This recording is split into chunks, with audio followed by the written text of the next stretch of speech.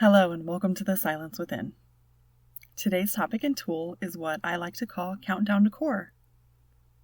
This exercise helps bring the focus or energy out of the mind and into the body. But before we get started, I want to emphasize that I'm not offering advice, not medical, not mental health, not even physical or spiritual. This is me sharing my experience in what I do to create well-being for myself in the hopes that it will benefit you as well. First, I'll explain how to use this particular tool, and then I'll get into some discussion about what it does, some of the benefits, when to use it, and some experiences I've had with it. That way, if you want to take the tool and just run, you certainly can. Kind of like the Jump to Recipe tab. I love that thing. Let's get started. This can be done sitting, standing, or any position that feels comfortable. The eyes can be open or closed, even have a soft gaze. It's pretty much dealer's choice at this point. I always start with a deep breath in and a soft exhale. In your imagination or mind's eye, count from 20 to 1, starting at the top of your head and ending in the center of your pelvis. For me, I imagine the numbers decreasing in the center of my body. For instance, 20 is in my brain, 19 is just below, 18 is in my esophagus, 17 is where my neck meets my body, and so on. Counting down until I reach my core, which is in the middle of your hip bones. Hence the name, the tool. Countdown to Core. That's it. That is the tool. It's extremely easy and can be done anywhere. I always encourage people to make tools like this their own.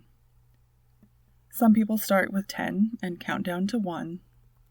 Also, the visual of counting works for me. If that doesn't work for you, perhaps instead of counting down, it can be an elevator with electronic numbers and a ding at each number, or a spiral staircase. I was going to say a slip and slide, but probably going a little bit slower is best. The goal is bringing the energy out of the mind or the thinking brain and into the body. How you get there is totally up to you. Now that we've moved our energy to our core, let's talk about why. What does this accomplish? If you try this tool while I was talking, you might already notice some differences. When I perform this, my immediate physical feedback is the relaxation of my body, especially my neck and shoulders, and I can breathe easier. I find it very relaxing for both my mind and my body. Another reason I use this tool is that it helps calm my overthinking. This is significant for me as I'm a chronic overthinker. And when I say that I'm an overthinker, I mean hashing and rehashing lived experiences, followed closely by making up entire scenarios that are not even close to what might happen, in an effort to prepare myself for any situation, and that of course leads to the detrimental effects that stress causes in my body. When I say it reduces my overthinking, I mean that literally. My brain stops jumping from scenario to scenario. It stops rehashing. It helps create a pause. It feels like everything slows down. One of the best benefits, in my experience, is that I have found it reduces the effect of worrying. Keep in mind, I didn't say it stops my worry, but that it reduces the effects. I want to make this distinction because I'm not here making false promises. I still worry. However, instead of it consuming my mind, when I use this tool, I'm able to move through it faster, which helps keep myself focused on solutions and opportunities.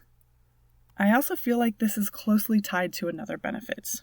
Countdown to Core helps me reduce my anxiety. I feel like worry and anxiety are two sides of the same coin with some small differences. In my experience, worry is stress about future events that might come to pass, and anxiety is stress about current events. Anxiety, stress, and worry are no friends of well-being, and it doesn't really matter what it's called.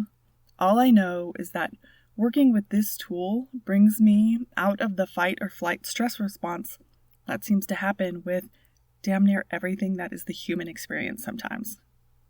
These are just some of the benefits I experience.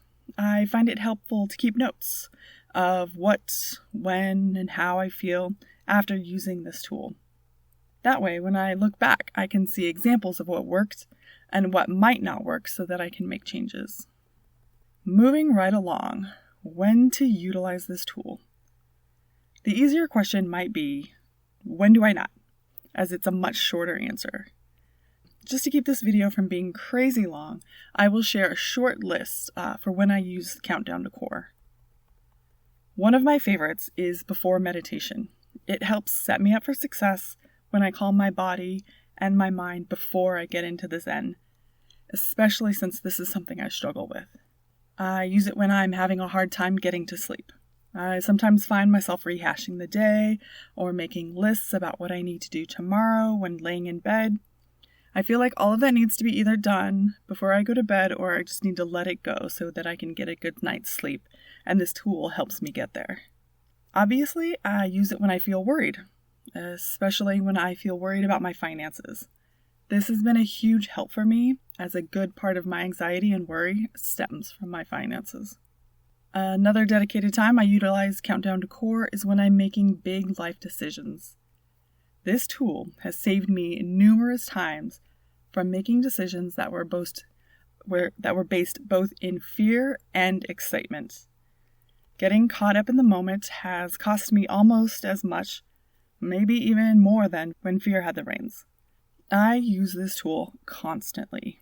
I used it before my interview and got the job. I use it when I travel, so that I stay clear and focused. I use this tool when I'm learning new skills. I used it before making this recording. Any and everything is a go. And while I haven't experienced any negative side effects, one thing I have struggled with is remembering to do it. I usually catch myself when I'm like 10 minutes into my imaginary argument with my boss and think, damn it, this isn't what I want to be thinking or feeling. I do have to say, the more I use it, the more I remember it, and the faster I've been able to apply it. So there is that. This is what it doesn't do. It doesn't magically fix the situations I'm in. I don't suddenly have hundreds of dollars in my account that wasn't there before. I don't suddenly have a job that I love and am passionate about. My relationships aren't all live, laugh, love. It doesn't solve outside problems. It solves my inside problems. It creates the space I need so that I come out of anger, anxiety, worry, stress, and misery, and all the other unfun emotions we experience as humans. At its core, no pun intended, well, maybe a little pun intended, it's a foundation tool that I use in any situation to help bring me to a neutral feeling.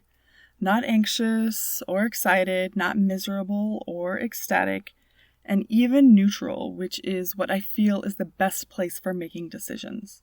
Understanding what's going on both internally, like in our minds and bodies, and externally, like jobs, money, relationships, and so on. It quiets everything else so I can better tune into my intuition. And with that, I'll dive further into that in some following videos, though. If you choose, you can play around with this, experiment with it, maybe even have some fun with it. That could be interesting. It could be an amazing time to do a before and after, making notes of any changes, like I mentioned before. So that about sums it up. A simple to use, available at any time tool to help reduce internal stress and bring us closer to the silence within. I've also created a short guided meditation for this tool. I've linked it below for those that are interested. This is the first in a series I'm developing, so if you found this beneficial, please like, comment, share, or subscribe. Thank you for listening, and as always, I wish you well-being.